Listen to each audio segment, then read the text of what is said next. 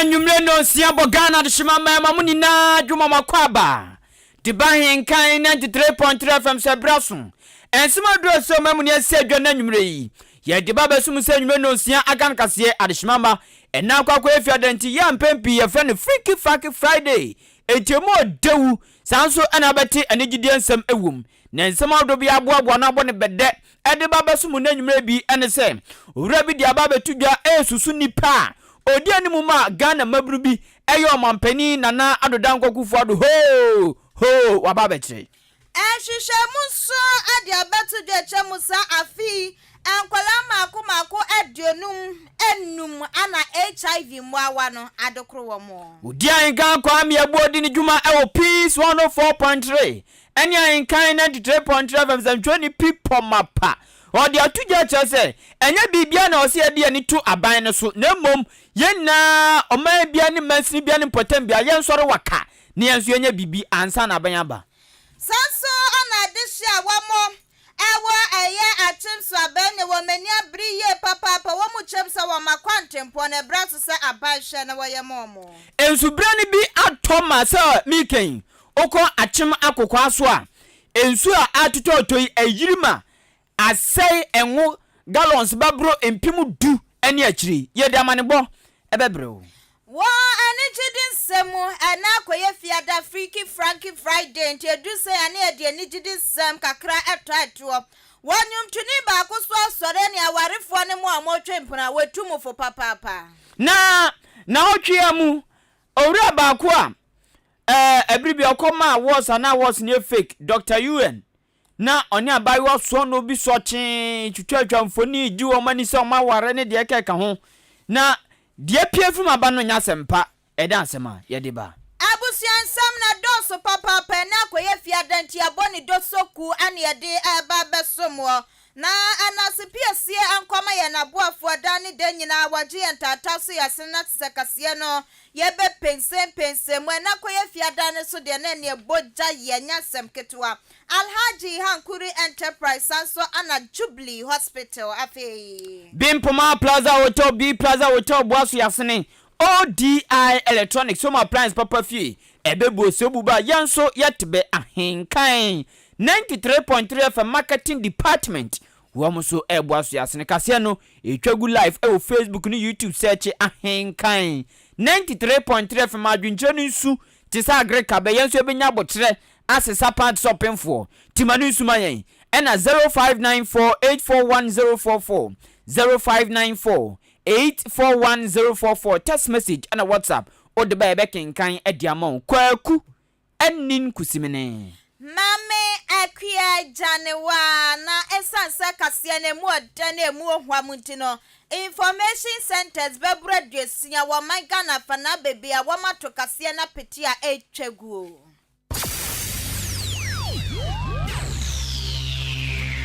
Ahenkan 93.3 FM Ahenkan Kasiebo yo bomua ya jibebia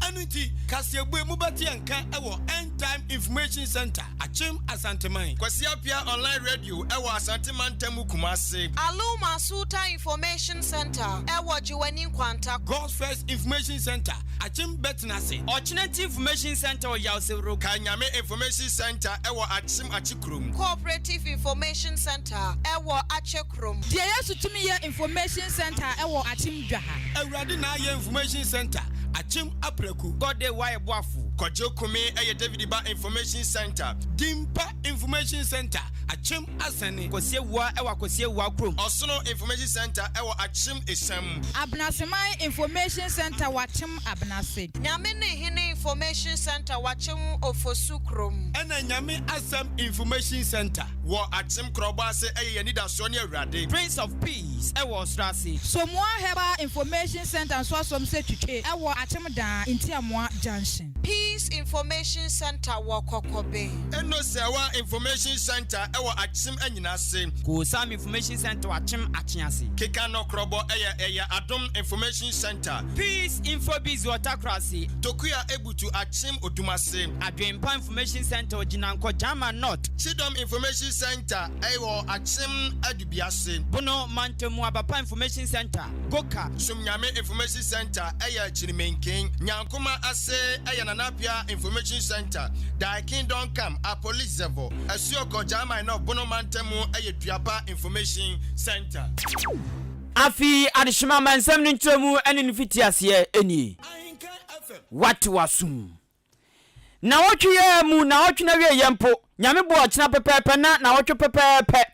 Ena Ghana Mampani His Excellency Dr. Williams Kwaku adodangwa gufado na dwumadie bi ebekoso na sa dwumadie no enkoso ewo mankonkru Ghana nanso Omampani na adodangwa gufado dibere kuta ni ne monyam opanyini kuta ene ne modin bonti okowurawura mani penfo kodinsa oso ama sa dwumadie no eba Ghana se Ghana ne enya sa dwumadie no enye Ghana dwumadie na mom wiasa fana ni na enu nti wiasa fana ni na eba Ghana na edin ya da sa dwumadie so eye Global Citizen Festival na se mabru no dozuo mpa emrafo na mjongu no won dwuma go binti mabru ni ginam enkunyampu no nti obi agirengira no mo ene de jantam so sa anwetofo be hu nwom enkofo do bebre sanse wiasa fana ni na Kosovo for by, Cote d'Ivoire for by, Dubai for be by. Chesa man bia mu anya nipa ba kumenu. Wombedu sa aga oman konkron Ghana mu oyambo ochina ane na watwe pepepe. Na dwumadie ne koso ano. Womo tunsafra man penifo awodro bi Joe Biden US former penny ekasai na no mo frɛ no tetefon so na mo ya ni video e mo bia hu bi e wo dwumadie aso oman konkron Ghana sanso ena mo ne man penifo awodro bebre kasai eno ne video die bi na oman konkron Ghana ye man penny ezanse koso ni memo no akopre ba yenti no yentumi mfa no videos nti ena afi se de be dwumadie no ene mo nyam be kosoro nti wo mo tonsa from Mampani na adodangwa for His Excellency emod nanu monyam ekota Global Citizen Festival yase na abro Mampani du wono mo a ye be man kwanse na adomra mekasa no o Mampani du wa pe afi waso ne kasem good fellow Ghanaians ewiase ni na bagana na du dwagum afi oti ho na do obi na wanse na we na dabi sana oro na do no na dani we no ena ho achiro no mo afi wo mu ase age miaya mabru ni jena boso na afi na do jina no na ni tru tim fifire asam bempani se o Mampani mu apa be kasa na emabru no so no mu uro no ho na dan edan pa na akote bayra wo mama ni nti ama antumi amo edan sempani we di anti bi mpani nzam da na afi ho no to atwa na ba pa away pa away sa away na so dwagum na ntimu trififie na ntimu atimu fresa afi na dwagum na away no mu away no mu pam no na do efri dwumedi na se wei ababa yasem gase ni wusem ne ngwase sem ama man konkron Ghana NPP amonyo ko ni titru na afi wiasa fa na ni na hu yesuban na eno nam so amasa mikin sa de si na no memenda a ochane na wotwe pepepe owura ba ko din kutawoma NPP anom amonyo ko no Benjamin Jawu edi ababa tuja se rono mu ro Mampani na adodangwa gufado no wono no ozuzu se eye Ghana wo matutu tunyum ye womo managers ne ba kwa efe no Bulldog azesi o se efe no Bullgod owura na eche se efe no Bulldog ena owura ye efe no Benjamin Jawu odin kutawoma NPP se Bulldog ena die no mo yes ade no ninsem ni Omoba those small crowd and omukwa yes ade na me wade na se bi Bulldog was fat and was saying Omoba earlier when president was coming I saw him on the ground together with some men say President Abahabi and president sat him from the start to the end na no ma pikin say enter na me share say obison kofo say Omoba me I don't even know Ahenkan FM. Eni amuti ye owura ba ko din kutawoma NPP amanyoko na osuru kokoko eshi rado zo owura Benjamin Jawu eno no Abusia ya to akasia no aso na enededwe ya dwumadie tenkyerente bi pa ekwaso ewaye enkran pumpuni mantem enintri ne akuku dam obiara adina ni monyam ekwakwata ye chese ne bia dwumedie no ebekoto ten ne akwa kama na obi anya ho emfaso na dwumedie na ase no anapanifo bi agebre afru simpie ne apade nsema tutu dwa no mu kire mu se wohwe mpanifo wo maba be pie mo dwumedie na se wo mu nyina da eya apomudin mpanifo eba ne se ayarehwe ne ayaresa wo mu di mu akotin ye papa ana wo mu nyina da ba be pie mo ewo dwumedie na se ne yehwa asoya wo mu hwe man Ghana apomudin ho sensem so Ghana Health Service for ba be pie mo ewo ho sanso ana National AIDS Control Program so eba be pie mo ewo ho bi empo ema Ghana HIV Network wo mu so ba be pie mo ewo ho edi sama wudro etu dwana dwumedie na se no ana openi power the National AIDS Control Program ano as a monitoring and evaluation officer yera Kenneth Ayedan so agibre ne wade sam etu dwa wotrem sa afiye mu no enkwada mako edionum enum 55 enkwada fofora ya wo ngenge kura ana beda di sa HIV mu awe ebi ewo mumu a wo munyaye efri wo mu mame enchen ana wotre sa afibia na nya kura no na enkwada no bia se oha enche mu edionu enum ana sa emu awe wo munya bi efri wo mawofo enchen a wotre sa enukura no de eya na enhadwen owofo bi wo wa wababa wo ne ba na wi aye hu se bi amame na nkasa no HIV mu awa ne bi ewo ne mu enti ahwe na nka ne ba no so ne aye hwehwemu bi wo ne mu se ne be ya animani mu na won betimi aso ana wo so won pene wonu ana ode ne ba be ka de nya de wo be pene amatete nkola no so ye yo mu hwehwemu na wo kire se aha dwen ye papa enti ne emata ne titiri wo mu hwe na aniema bi atisa no wo mu nya so mo ho kwan na akola ne ye ne mu hwehwemu ani anu wo won betimi aso na no se ne be ya akola no so obetimi anyi ya che na se ne wo hye obo ade ebo no so no waba bedi ne bo hye so pepepe e wasasi so ana enye ono kwa ana kasa ye Chief of Party awano so Eda Jones no Inc ano Dr. Henry Nagai wano so jebre ene samtrofo adwetwe nkoma wochem so emata ne de yanyi fru emata ne de obi wo wa wonya usa HIV mu awa ne bia ba ne nipadwa mu sempe ene ne nan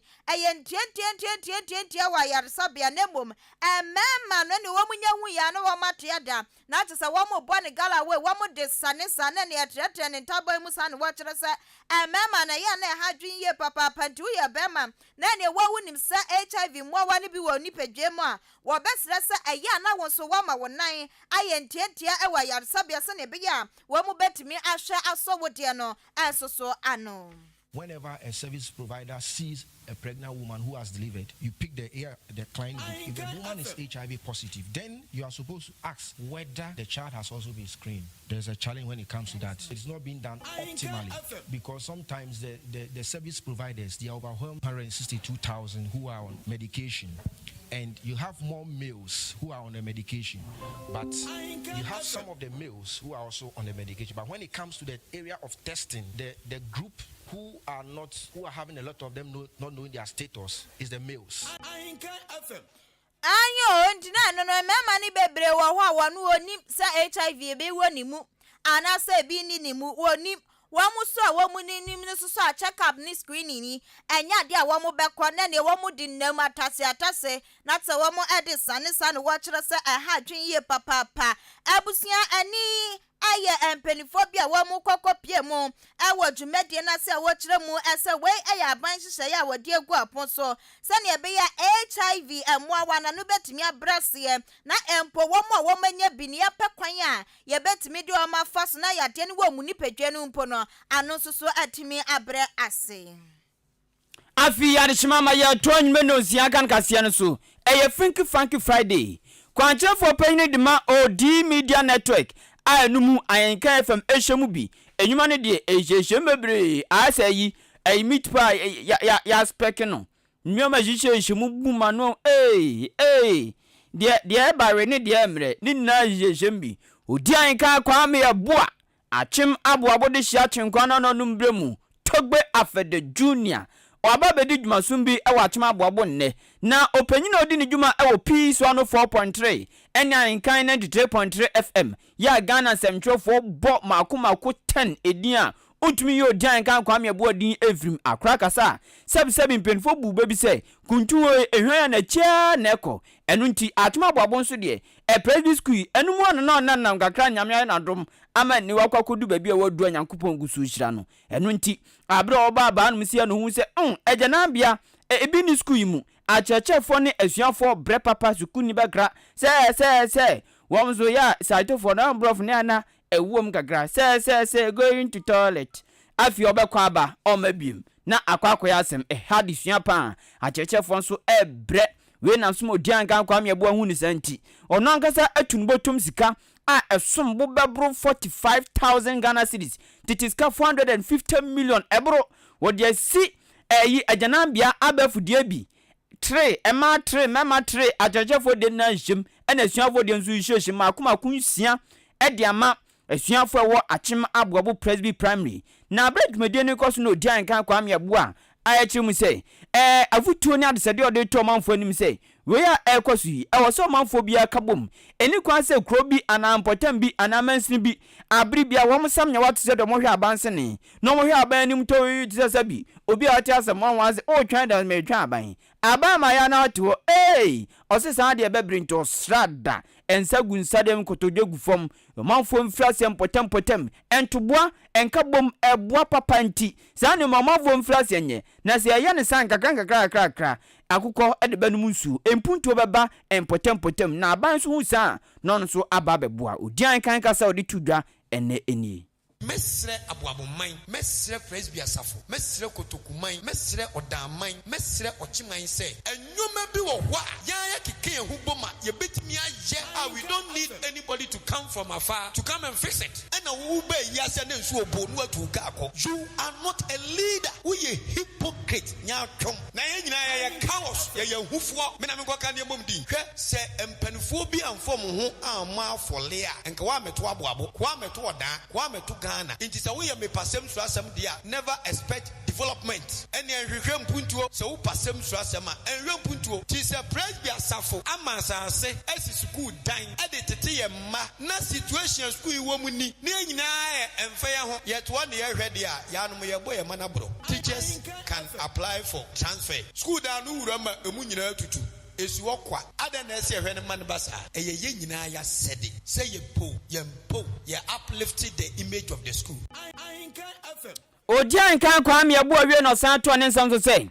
ogbo achechefo ne banudani ma achima aboabo presby primary school ogbo wo mabaso pan ne adwuma den ne tuwa chadwuma wo mo ye oka tuwa chesan say esuku be mu pan ne mre pan hwa na se obesi dan agode sabi okotonche ne wanyimoko abayo be wasante achima mentia ye fe no ama ebo ne wakwakwa posi ni teteno ne ye fe no ma tonche manyimoko dana se neze otonche no wanyimoko na so oye cause 90 double na so wan tonche no kranke ye enti o chese enemri pa suku dan ajana bia nim adwaye nim echese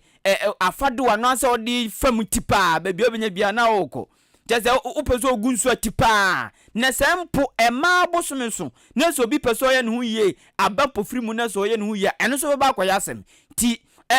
chechefo no bo wa mabaso papa ene dwuma wo ma yesu ku ye nyamfinsha bebrodio son nanso achechefo bia badwuma besine wo mo kan agimpu ti obo wa mabaso pa ada wo masine tuwa chadwuma wo mo ye enam so osanso ede adesede to ba no dani ye otu achima boabo presby school no say enkabe ya kane no ne wo ne obi efe ne session A session B session C na meme obi na meme plot at the headmaster na chipe ti hedi de bia boss makoto no mo hedi na hedi dan eko na me tete ne san ti o section A B C ne anya ne san si ye ne san school fo no se mo bibu o school mo me kwa kosiesie so eno no makoda no hu sampa so yire hu ye bibia ye bo aba so anonya mfa so ni nkyire mu ni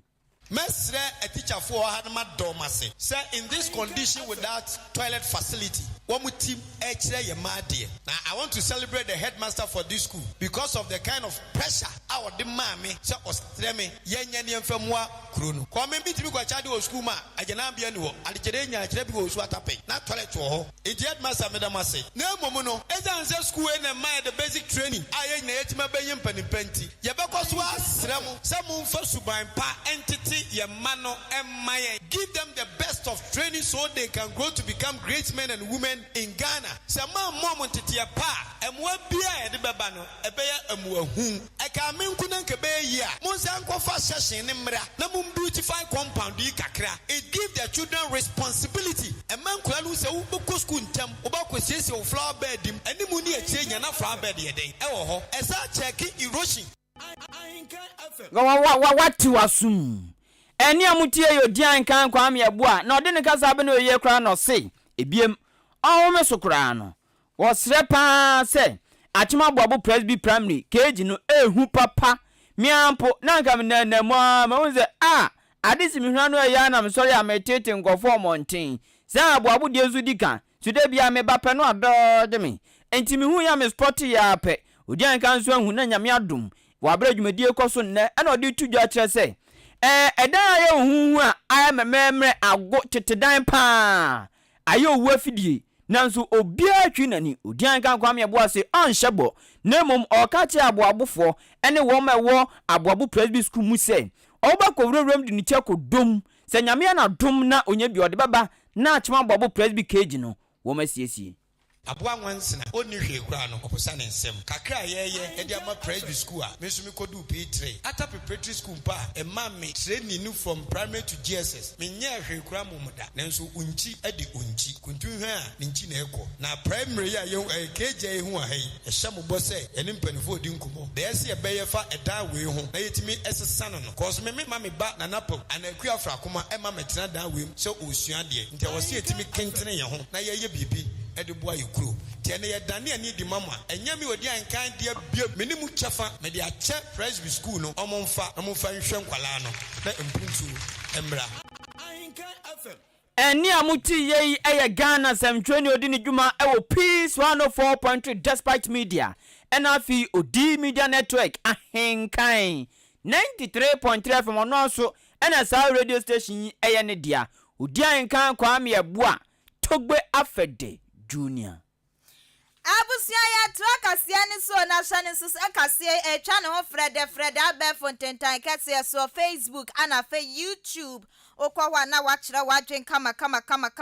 na ya trakasia so no ye de ni kiremu ewo denchebo empeswa so adehia wamo ewo eye achim so abena ne wo mani abre wo munsademu wo mu tweja drop papa no wo mu kiremu se obepie mu opotemu opade a meyasa ne ne nansantem nso etoye no ani atorenchem tentrenche pa na aba besom so mu chem se enso yiri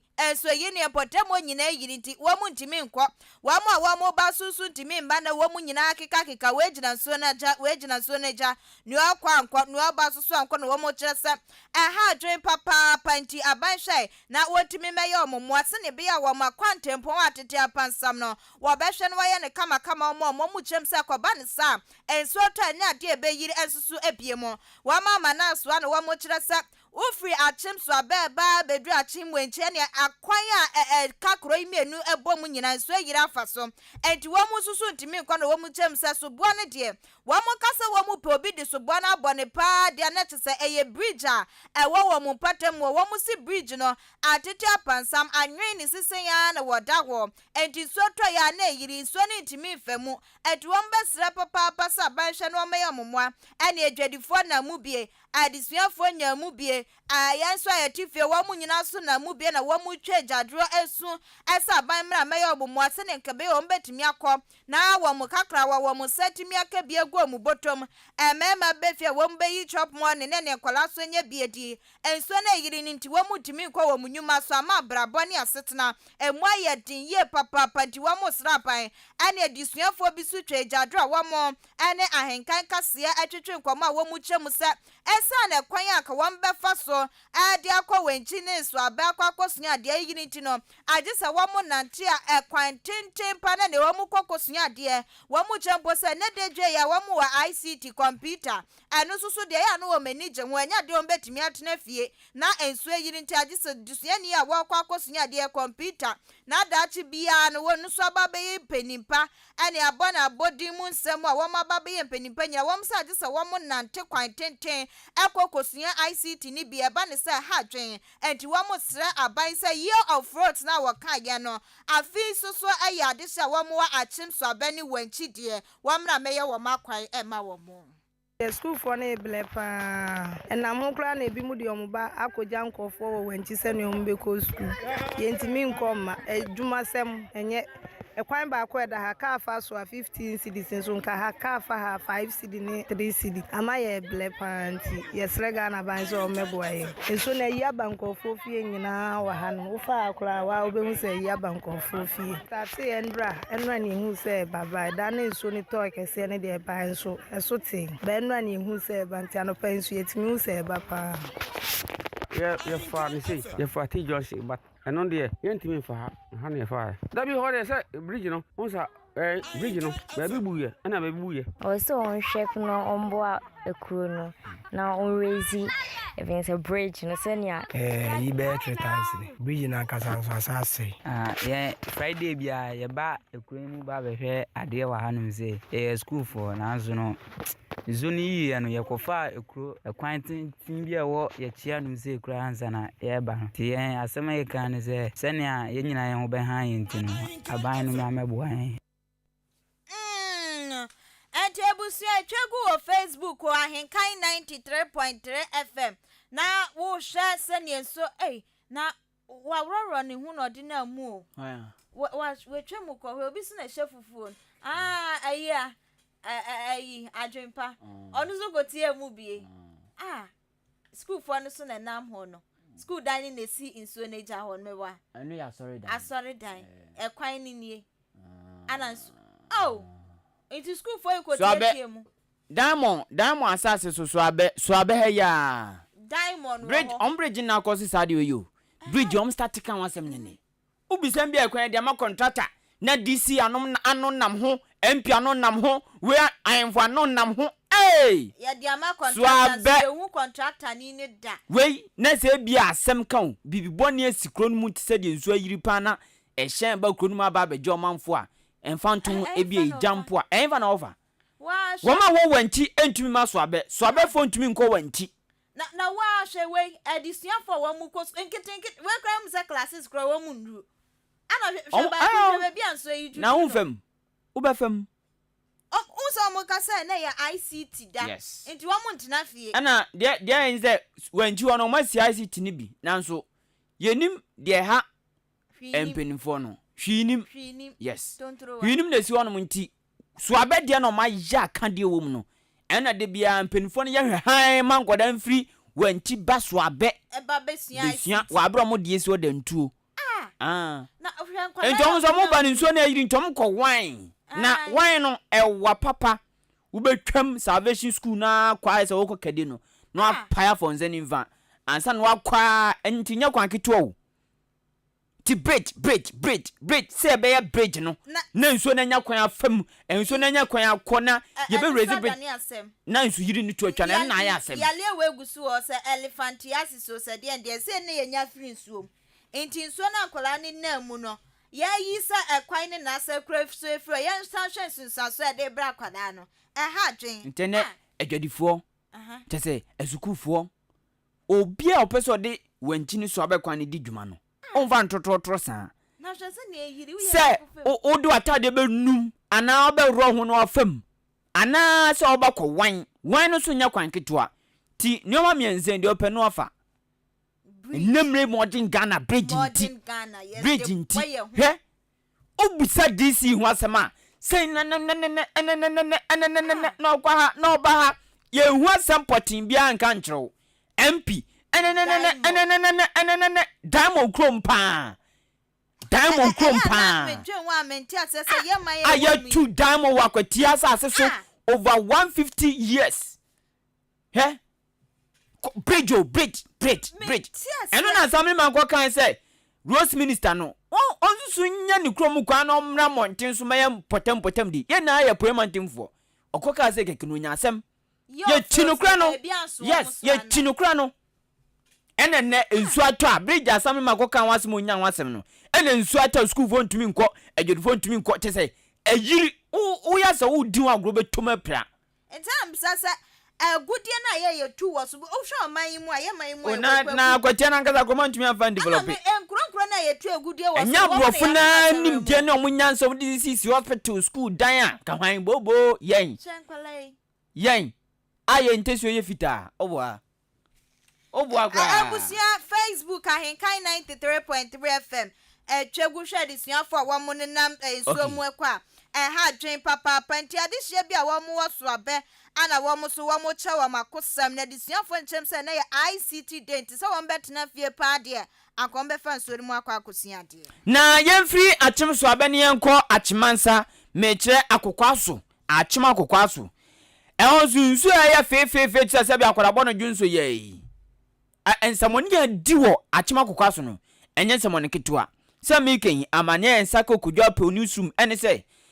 enwo wo ma ye nwo mu wakokwaso pa na se amamefo bia tumi ahyeda ye nwo asie anke bre se fatadua na nkoma koton no gallons be brum pim du 10,000 enso ni yiri na atwini ni na akọ omanfo ahye ensisi fitting shop atwetwe bi kọ asese mu nuama ene nuama ne ajapade awdo bebri aseni so na diabro e wachem akokwaso se mi keme kwa amaso na mene assemblyman o wachem akokwaso akwakodi nkomo na dia akwakodu ni nkirimu ankasa no ode awoyen honorable enyume otimi nka amajo ya agrampombo ko de me pa cho nya me adom na dia atumi mo bi pen we die ebi si da akokwaso man we die ebi ento ye sada ni abema na ebi ntumu da uzuzu se de ntina ma de emu vrema emu dusei ato akokwaso fo ni nyina ne se hello nyina ne se nsuo no ehyaase ye enene nansa ehyaase 12 o'clock na start ye no etode den pa 5 o'clock about 5 o'clock no there na fe die krono mu nyina especially yensuo kese baako etwemu ewa akokwaso krono mu hono ma ye fe na aboabo na saa ne side ni nyina ayi my honso na yekroma ade a adwuma akuafo ana se akuafo dodo ewa ha omudi abenti abene basa na omo store omo ye engo na omo store na se enwo abene kwa na omo ton no nkakra enti baby a omo de omo ngo no omo store ne wo no nsuo ne to sa ne nsuo na tsa ngo ni nyina na edan nsuo ne hu nyina ebubu ena ekwan foforo kra nyame adom ya yamaye no so a bridge kakraka side nyina awai enti nsuo sa de ebi ento da sa atem we de men sama kamanum honorable enti akokwaso na ni adane sa no akwaso no wa bre o eni adane me pacho se utie radio mobodia de echi o Facebook live na YouTube wo de search Ahenkan Ahenkan 93.3 na de FM asoso search o Facebook na YouTube na bra ba hwe woni so ade achema akokwaso e wa Chimansa district Poemantimu jese akokwaso minim se de kroniti akwase kutata pido etribo efe kutata pido uyi na waje bia abia wa abambam za no as ba retirity no nti krono epeja kakra nti esane eye asade to apempem na esane ba fom ena nti enso atuma yira ba krono mama edane butu nyama sa no ebi sida etwem etode den ti be bia auto ani akronum na be bia en manfo agapade asai amanfo sika ene amanfo niema bebre asai enti eno anso nadmofo eba ha ne dey de eye Achimansa district NADMO director honorable Asamoah enso eba ase any honorable upon komaya information minister enede iso no eba edinani ebehwe asem kese ato akokwa asoman enti denim se omo abehwe die animu yi omo asem kese ato omo yi mesre se mpenifo emeye omomoa na se mpenifo enyema kwan ne kra na awai no se mpenifo anhwe no ma metietie na animu ya amaye a beto baby no am se ka enko na se ka emma ti se ye kwan no bridge kese a da so ne fa awai emma mpo nam ho a aye hu papa aye hu a wan sha obi to mu kra di oye ne kese eba bebre akokwa somai edimesre Ghana ban se we die Ghana ban untana ni kese enhwe mpanhwe akokwa somai kese di akokwa somai si apini akokwa somai in fact areho kese ena ato akokwa somai damo asenso se mama yen akwanya we sei be dama si bebre honorable me producer tia me na so say waten krabi sisi a na asoma mo kan say asi nsuo no bosom na abekai omanfo wa achema kokwa so ogidi sa adem ye bibi etia nsuo na na me fa cho no die mintini enche yenye bibi asa ba emise kakra mi hu ni se ewo se nsuo ne ho no enyumadwuma bi ekoso a wo se enyumadwuma no ekọ na chi kakra se na be ya nsuo no betimi enya ne kwan na se mpo ye betimi ayi kwan kese de ama nsuo no na nsuo no embre ne abre nyina to anatimi afemu akọ na se kwan ne be keto bi ma nsuo na no na be ma no spread na se hagin ti nsuo ne de in fact ento kese sa ema enkoso sa problem bi ewa hada entina se odi ogidi pa se enyo obi na akwakwahye nsuo ebufu ano akoya na ade a ompe ena ama se nsu yiri kakake ya si achema kokwa so ogidi sa no de ni sa se obi na akoye bibi a na se musu obi na enyame nenim ye ena oye nti niema bia nso na sem se in all things to give thanks nti ye beti bia no ba de mese ne se mpanifo abebem no ma beboa ye ni na oho eho aka no no kre akwa tintin bia wie waboboa no na de dija okwan kra ne fitianu abesi eneyi sen ena nsuyiri no etie wakokwa so abafom ana de etie na etie ana ekosoro ena afi nipa dodo sen ena modi moni bubu yi de nkrata to ho no wo mo nyama asai a wo mu twajajo sisi ade omo niema asai beye about 1000 nipa beye 1000 if you say dodo na no eye enwofo dodo na ye omo ye enwo. Okay, yate. Ona bo yadase enwure yi ena obra ni nchirimo ade man. Ye ni bedi akire pa. De be firi ma ba bia nso se de. Na edan mesra o edan so pa nso asese edan pa nso a no nsuo no betai ase ne ahodin ni ntino edan so ebuku pa wo krono mu especially nsuo no ba bia e fa ni nyina na eno nso wodo ani behwa hagin not mo for nso ba e no omo omo ani na mo bia wo to omo de ebe omo no omo de bro omo ententem send be ya amanfo a omo etiti ana so omo ha no omo be ye relief kakra. Ona bo yadase ena obra ni anwumre yi de be firi ma ba bia no me fa ko nya so ntia ko hima ya kokwa so hima na February de wa ko de a otoso mienu eni akokwa so man nyina medamase mini anu Ahenkan for say my press ya na moji inchemu yi piao bibia ne abesa ba ona so akora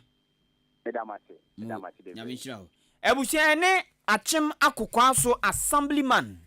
onumnyafo a champion Eric entry ena ekokodi nkomo yi ensu aye fefe be na fo mienu komiensen obehwe Facebook live Ahenkan 93.3 FM asem ato akokwa so fo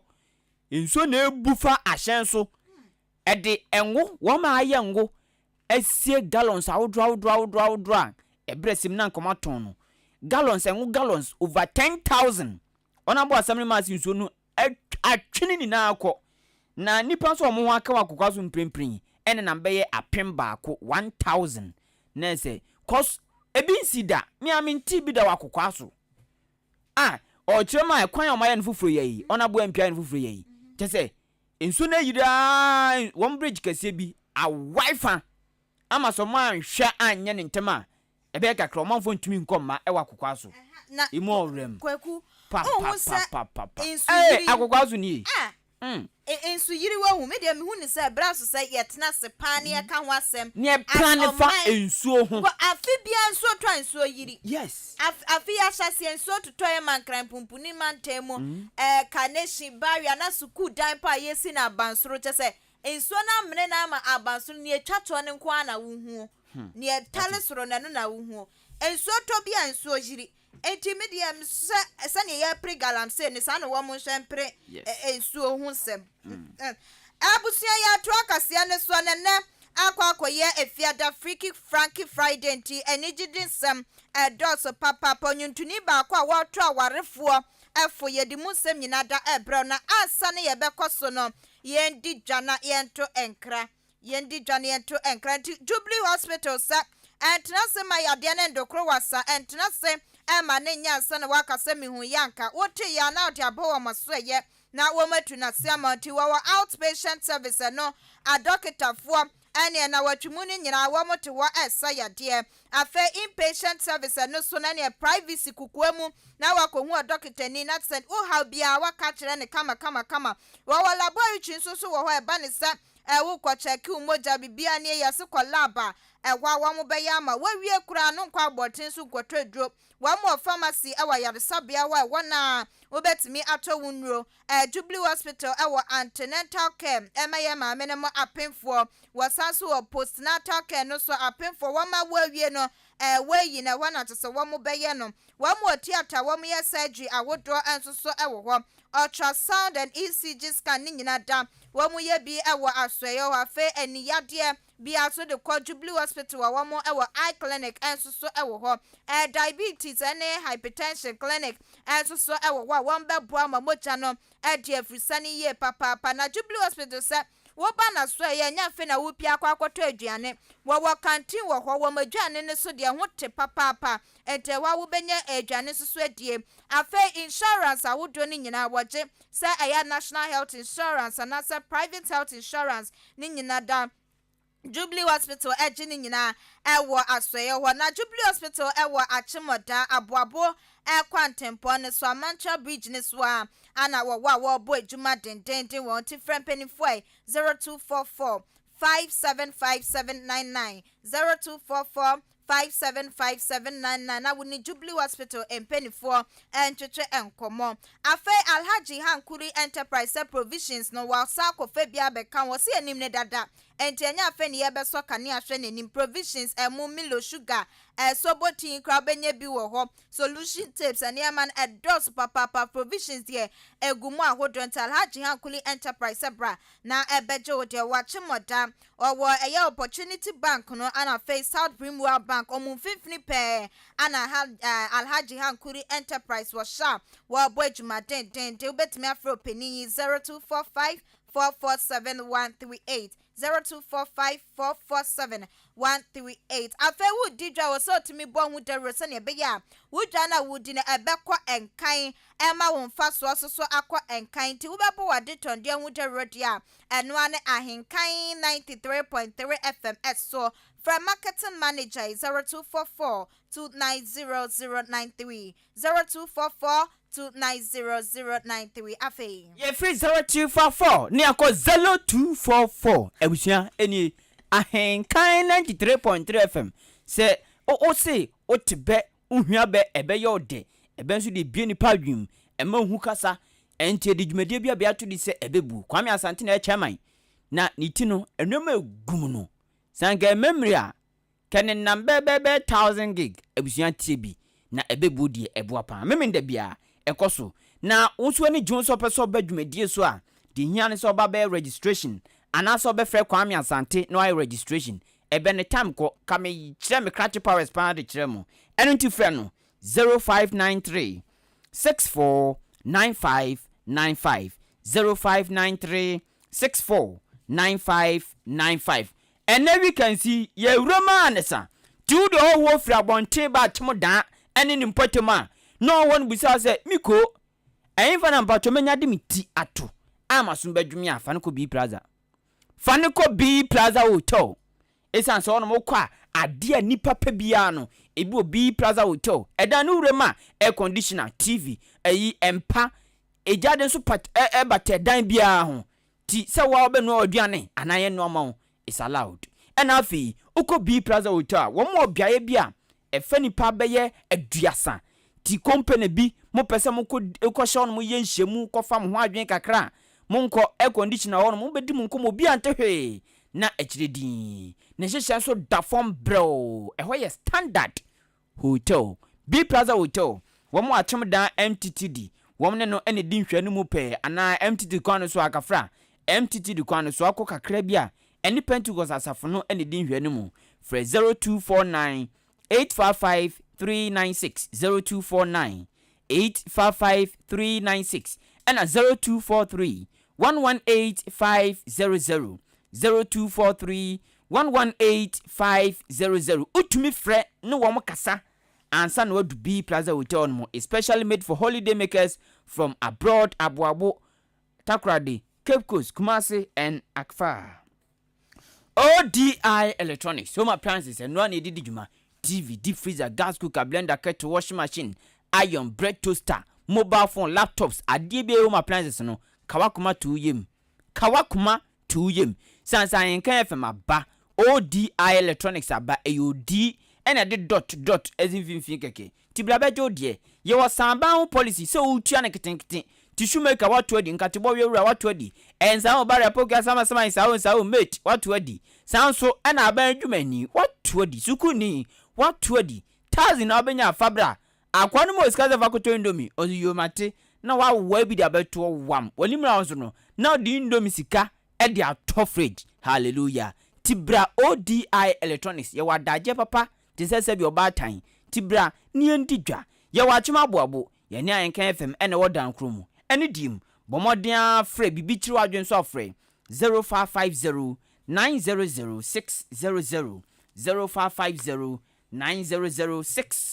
600. Afei abusia ya tuwa kasia na esuo ewa enijide ensem emu. Na ubepia mu wa maiga na mu ene enyumtuni baako wajidi papa ne wotene nyumone hwan obeboto wabonyo papa wabapa Christi anka no ne afrani Christiana love ana tsa wane sofo love wa mko mu bo man ne tintontai wa motete ye separation of powers we fa benkum we fa nifa ana otwa dini su tie obapa Christi na wabapa Christi akasa na wa kire se awalie bia mentimi wase wom awalie bia mentimi wase wom awalie bia niema tai sisi pa awalie mu ana wa kire se we nya nwanwa nipa mienu na maka mu ho abomu obi asu ni fia wo free mo obi ane kwaya ne na ne eja fa so tete no entimo ka mu ho abom na fe na ne we ba besua ne nyonko ne ye na we susu asua ne nyonko ne ye ne anya no na mo yiye free mu ne ya na tsamo de aka ho enti wasra papa asese awalie mu anasa empo empradwe mu amentimi wase bi ma ne homni so o ma nya fe na ne okwa gina bonten ana be ma ya menene te kura wati sei ana be ya menene te kura wati sei na me yire na mi kunu wase dabia no de nye mo ankasa mo ntena na mo nka mo humbo mu na de mo mpe ewa awalie ni mu no mo yiyi ni nyina efrim se na be betimi aboa ama mpena twe na mo twe na be ko wi awalie susu ebetimi akonkan wo kire se ese ane ketrema wowoi wo munya asem obi ameka bi mo wo mu mienu agu anu mu ho na wo maka wo masa pepepe nti wo besra walefo ne mpratwefo no esa asamba mu a mo na motemu ho ase mo amontemu ho ase na monka eto de bia wo dodada na ya na wo kai meka wo dodada meka kosise first odofo bi no attitude na wo shum ne e de chire no ekwa na wo faso kasa ekwa na wo faso serve no ekwa na wo faso kasa I love you I miss you me pacho wedidi me pacho na wo won ni nyina urafi meboa wotimi ni gina phone so a mokasa we de buy we so se buy ni ehunu de wakate no so ne mbesa mchiro na mo worry ye no mo urafi na mo tugo enti afi no aye choka de obi abeka bia no eye bufu enye bibia ntia mato ododa da na to atwe enti mesre okofa na fa bi ka ho na siesie sauti asie eno na beboa ama aware no ayefe because aye no ena ma mododo mo somewhat your way minya kusubeka what wasum enti sa pepepe Mati muwase na nkwa de mo amontena se ntokwa aba no mo hwe na munsiesie se na ebe ya montam ebe ya kama abusia ani aya obapa Christy na wotwea mu ade bia gidin pa baako wo social media so Twitter, Instagram, TikTok, WhatsApp baby bia Dr. Ian na ayakoya odi feeding bottle koma sakode sa woda o yen wagadre bogare shin kudwa maga odi koya no bogare shin enye ono nko ne nkofo awdobi Dr. Ian na otwu ade ne din pa senso be hu no na ba pa bi oba shepe kokko bi na no nam ne tijiram omanfo nim no amenje oni pakro sa bai wa no ana biribi aba na yeso ace ti se mekenyo ono na kane Ghana Ace Commission Joyce Dido Mensa na Dr. Ian ni twanten wo mo twa pawa na wo mo twe wo mo na wo prapra wo mo ho a na sambani afide de bobu man se wo ma ware ampampan so mo twamfoni aba Dr. Ian hye na tade kama bai we nso ahye sa yefro a mo ya yefra parampara afi dia bebu man se awale na gu wo mo twam na Joyce say Dr. Ian obi o kasa papa o titina numpa na eno nti ni na aka on bi grampu nti na na gya no Dr. Ian ni koto de gu fam pachow gidi Joyce enjire muni. I said I am no more interested. No, don't come in my video. Stop it. I'm doing a video. I've told you to get her from here. You are still here worrying me. Sorry for what? Just go to your house. I am done. Sorry, just accept that. Every day you do the same thing. Every day. You always do the same thing. Come back and say I'm sorry. It's like you are stressing me. No. All the stress. I hope you understand. I mean, we are humans. We want to make mistakes. That's my weakness. It's not like you are home. I said this is not the kind of thing I wanted. To be the same doctor that will take care of your stress. And will not add more injury, salt to your injury. Okay, I love you so much. I'm sorry. I mean, you have to kneel down. Okay, I'm going on my knees for you. Any amuti ye former Ghana Ace Commission Joyce Dido Mensa. Inti osiden leave my house. It's not like you don't have a home.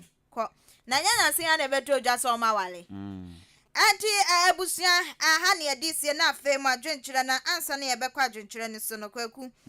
General manager wose yan wishi general manager wishi general manager. Okay. General manager oda Ahenkan 93.3 FM ano. Wishi general manager oda Jubilee Hospital. Mr. Robert Brano, well, wishing a happy birthday. Robert Brano. Oh, okay. Oh, wishing a happy birthday. To wear a happy birthday free manager of Ahenkan FM, Mr. Otu Echampo, aka Apuzo. Otu Echampo. T Almighty, Mr. Robert Brano. Our general manager, Jubilee Hospital, one of the powerful, fantastic, great, confident microphone hospital in Achim, Odan, and 8 environs. Upombo, na Jubilee Hospital position. And who do birthday to Mr. Robert Brano? Nankupon Inshaw. Young former Fajin Jenby and war birthday in this way. Where's in the Coco Rabban and Naya Watchmo down? Say happy weekend to you all and Chagas Yankoma Kobi K. Sama boy, or ye nipa rough. Tikobike Yankupon Shirawo.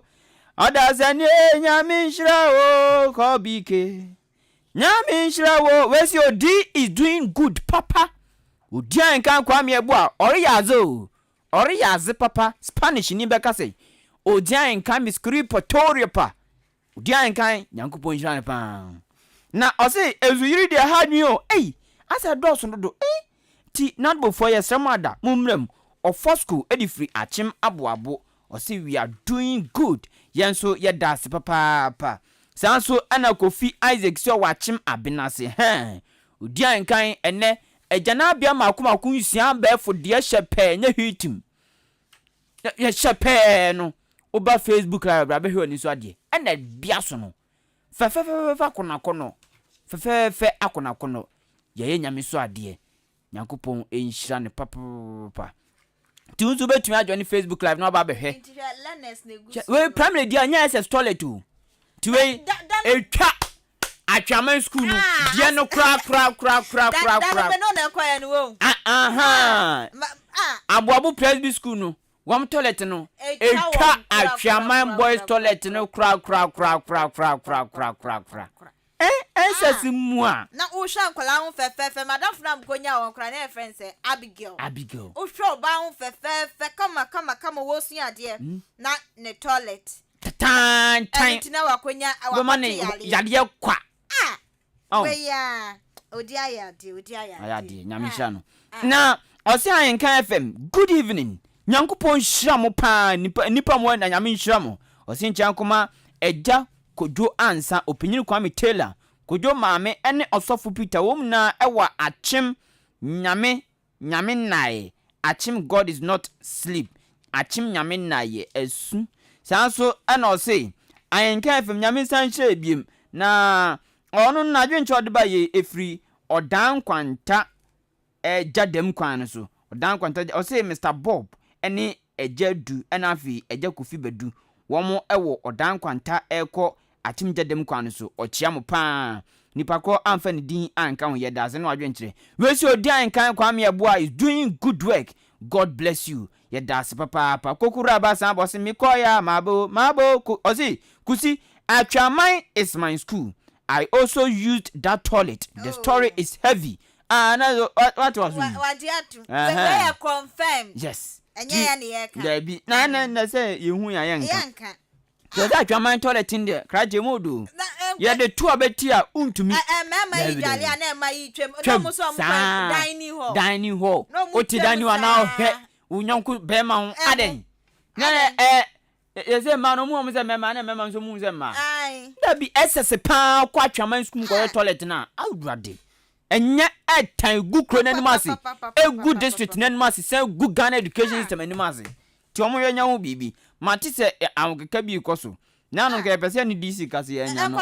ye saka na ne bekasa obi obesia ni bia no wachi dan mejinchia o we say most of Ghanaians should be very careful about flooding na so ndo tufu o say omanfo esi dan si enso kwan so e block enso kwan mu hwe yo mo tun regu gate mu hwe yo mo gatas choku afi nsu yiri ne ba edi owuo ene japade seye ene eba we efri Yabua Samuel owo